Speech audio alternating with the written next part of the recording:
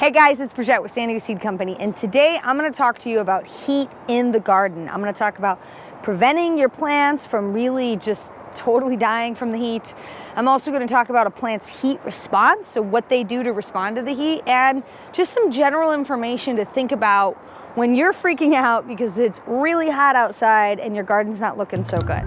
So before I jump into that, make sure you hit the like and subscribe button and you'll be notified anytime we put out a video. So let's talk about heat in the garden.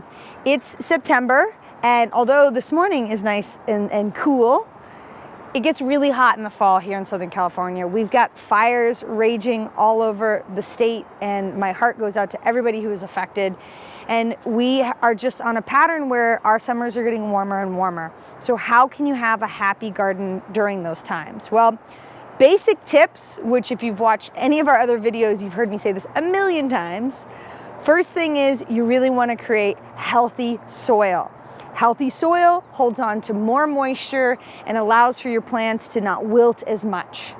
The other thing that I'm always talking about is mulch. Mulch, mulch, mulch. I love mulch so much. It makes a huge difference in the garden because it's going to keep alive the very microbes and fungi that you need to keep your soil healthy.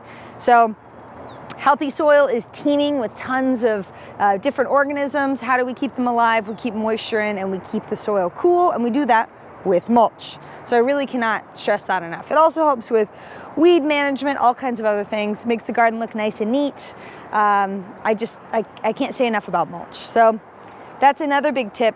The other thing is your plants should be big and healthy and strong so that they themselves can fend off some heat waves. Now, I say some because if the heat is so bad, no plant naturally can really survive temperatures that we've seen these last couple of summers, up to 110 in some areas. I mean, crazy weather patterns. However, normal heat waves that we get during the summer, if a plant is big and healthy and happy, it should be able to naturally defend itself from the heat. And it does that. Some plants will naturally, like squashes, will naturally wilt a little bit in the middle of the day. That's actually a defense mechanism that they have. So don't freak out if your plants are a little wilty.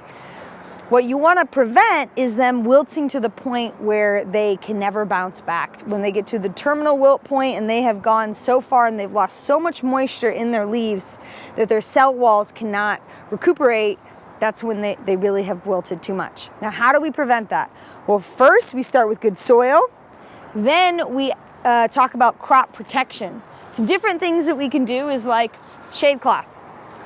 So shade cloth is an incredible product that can help extend your seasons.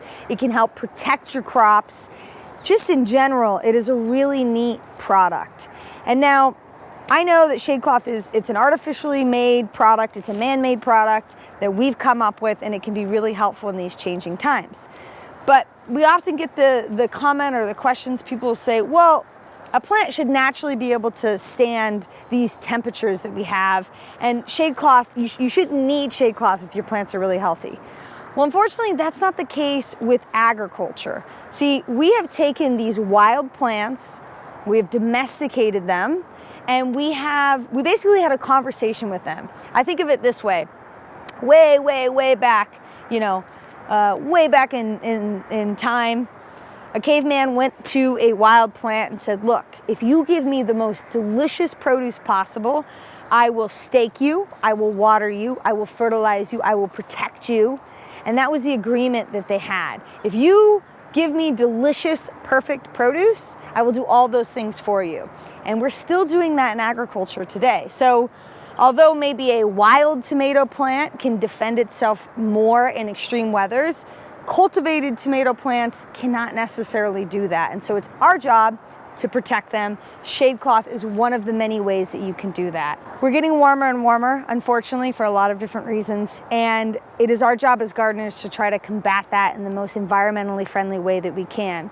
Shade cloth is one of them. Making sure you have really good soil is another.